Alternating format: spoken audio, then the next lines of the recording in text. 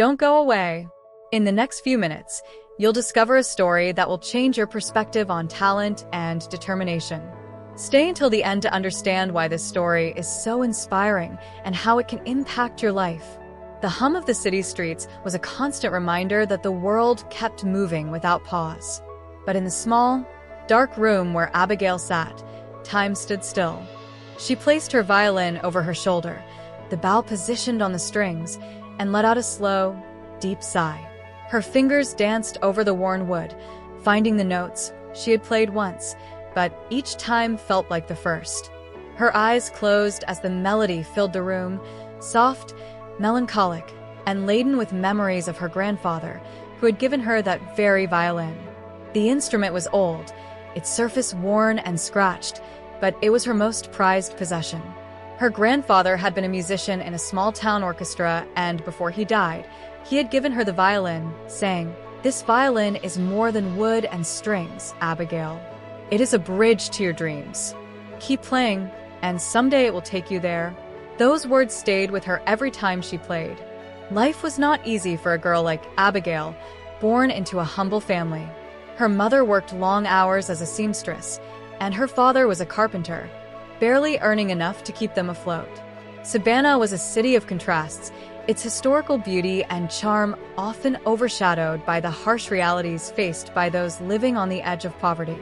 Abigail's parents worked tirelessly, but they couldn't afford to send her to a prestigious music school or buy her a new violin. All she had was the gift her grandfather had left her and the hope that someday someone would recognize her talent. By day, Abigail worked as a waitress in one of the city's most elegant restaurants. It wasn't glamorous, but it helped with the family bills.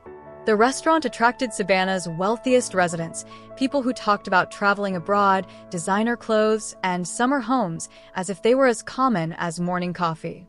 Abigail listened as she served wine and cleared plates with firm, polite hands, though inside, she felt in a different world from the customers she attended to. Despite her long working hours, Abigail never missed a night of practice.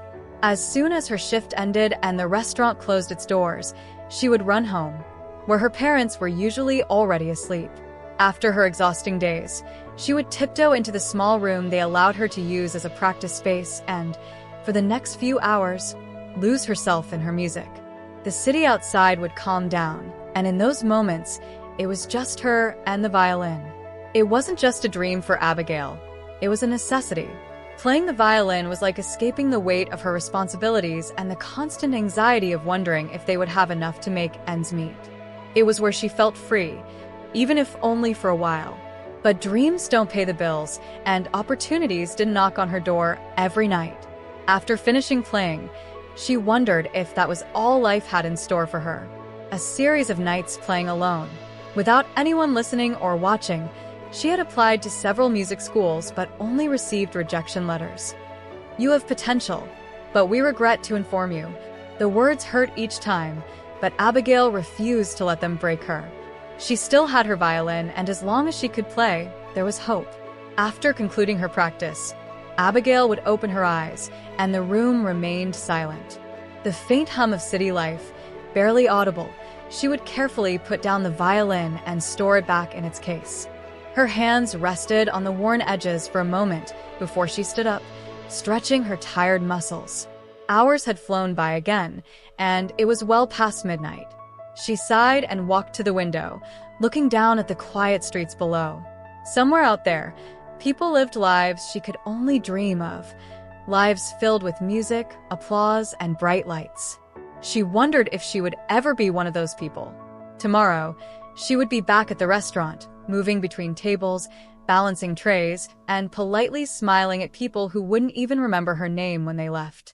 But that night, in that small, silent room, she was more than a waitress. She was a musician, a dreamer, and for a few brief moments, that was enough. The clinking of glasses and the soft murmur of conversations filled the grand ballroom of the Whitman mansion. The room was bathed in the golden light from crystal chandeliers that hung like constellations above the crowd. Every corner of the spacious hall gleamed, from the polished marble floors to the golden mirrors reflecting the extravagance of the evening. The guests, dressed in designer suits and tailored tuxedos, floated through the room as if made of air, sipping champagne and exchanging courtesies. It was a world far removed from what Abigail knew. At the center of it all was Joe Whitman, a man who dominated the space with little more than his presence. He stood tall, perfectly at ease among the city's elite, with a sharp, calculated smile, a smile that never quite reached his eyes. Garrett had been born into wealth and wore it like a second skin.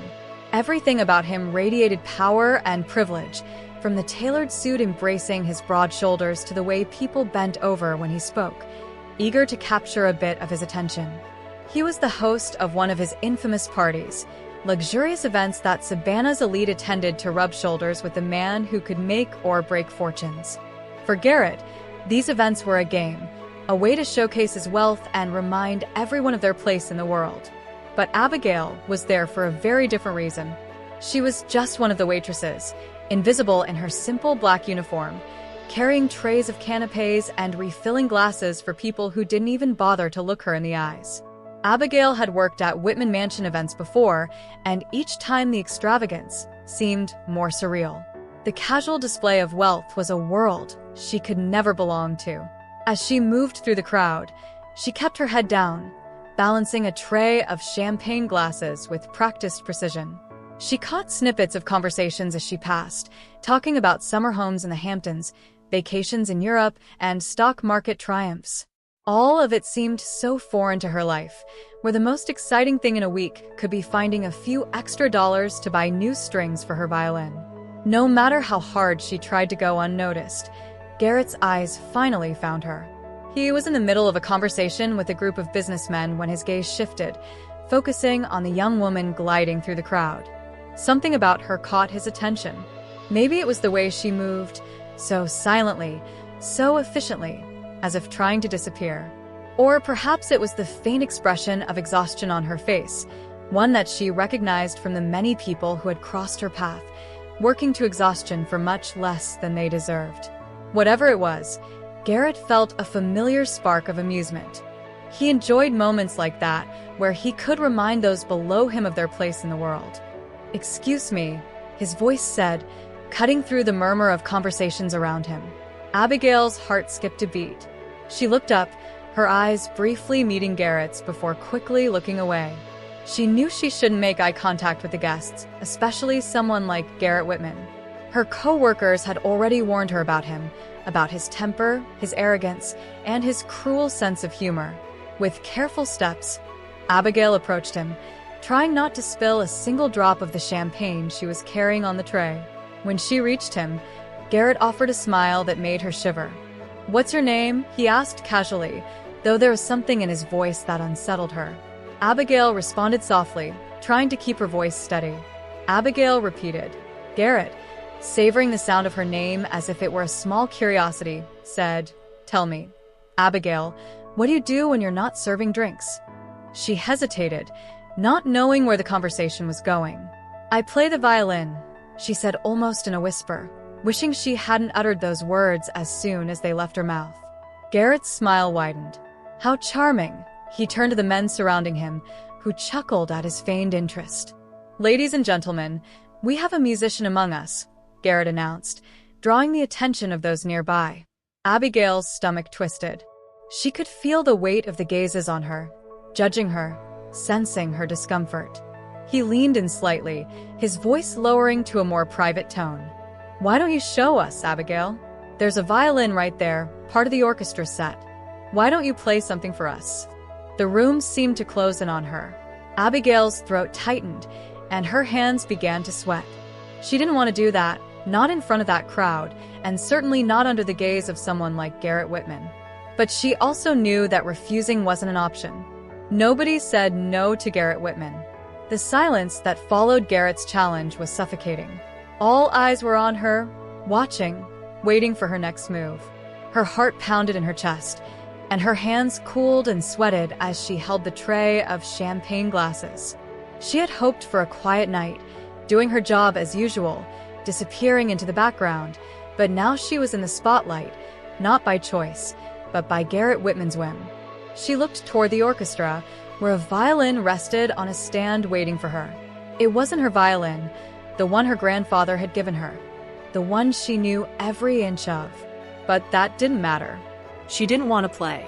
Not there. Not for those people who would undoubtedly look at her with judgment, expecting her to fail.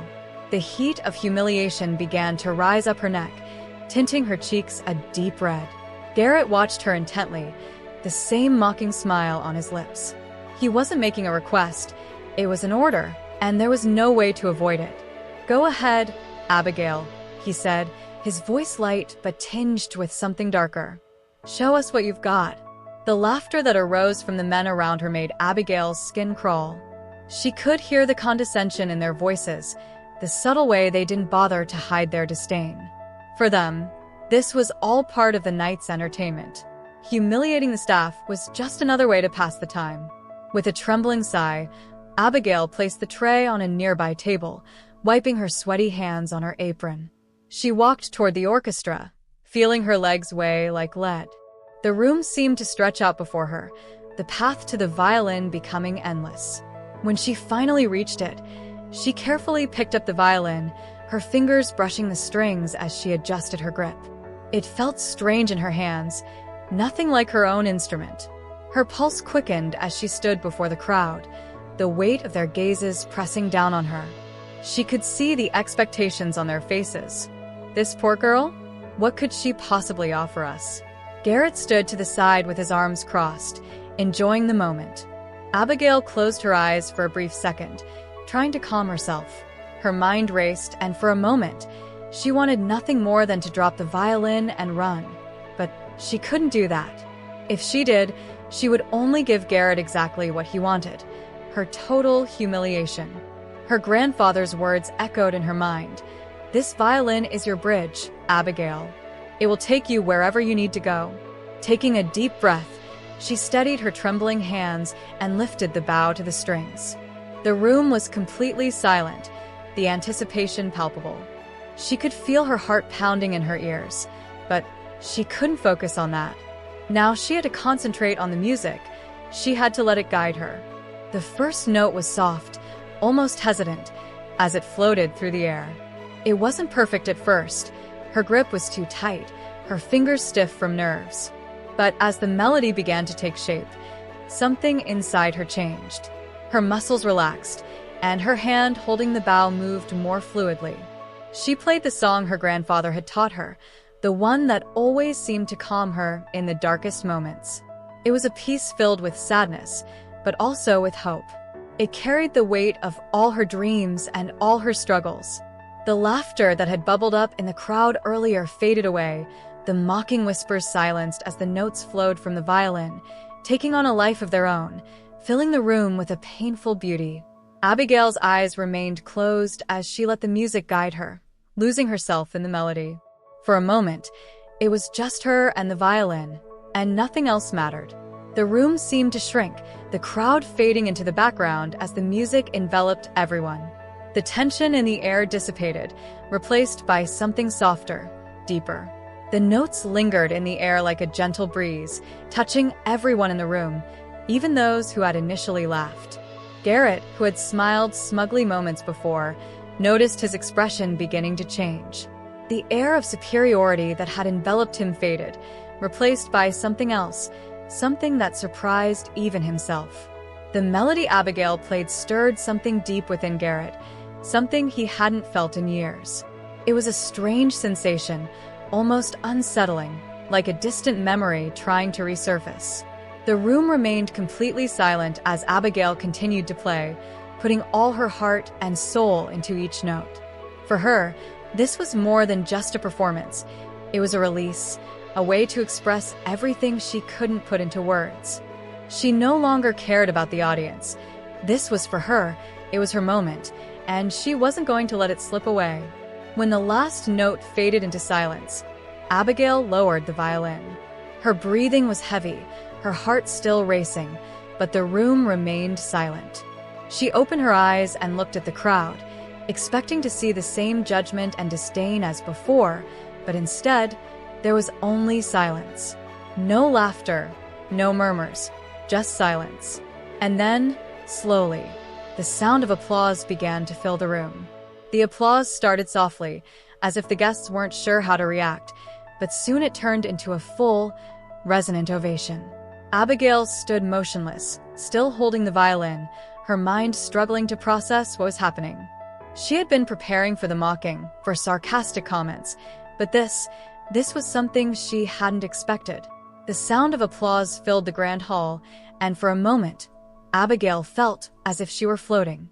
Her heart, which had been pounding with fear moments before, now beat with disbelief. She looked around, catching glimpses of the people she had been serving just minutes before, now standing, clapping with genuine admiration. Some of the guests had even wiped tears from their eyes, moved by the melancholic beauty of her performance. Abigail couldn't remember the last time she had received such praise, if she had ever received it at all. Her days had been filled with hard work, rejection letters, and the constant thought that maybe her dream was too far out of reach. But there, in that opulent room, surrounded by Savannah's richest and most powerful elite, they no longer saw her as just a waitress. For the first time, they saw her as an artist. Her fingers remained clinging to the violin, as if afraid to let go and make the moment disappear. But then, a voice broke the silence of the applause, a familiar voice that sent a chill down her spine. "Bravo," Garrett said, clapping slowly and deliberately. His smile had disappeared, replaced by a difficult-to-read expression in his sharp, penetrating gaze. He took a step forward, moving closer to Abigail as the crowd began to settle down. Abigail's heart skipped a beat. The applause, though still echoing in the background, felt distant now as Garrett's presence grew larger. His eyes locked onto hers, but the amusement he had shown earlier had vanished. In its place, there was something much more serious, almost unsettling, in his expression. "That was unexpected," he said, his voice now lower, only for her to hear. The mocking tone he had before had disappeared, leaving behind a strange curiosity. "You have a hidden talent." Abigail swallowed hard, unsure of how to respond. Part of her wanted to feel proud, to delight in the validation she had longed for so much, but the way Garrett looked at her, so intense, so different from just a few minutes ago, made her feel uncomfortable. This was the same man who had tried to humiliate her and was now flattering her as if her performance had changed something in him.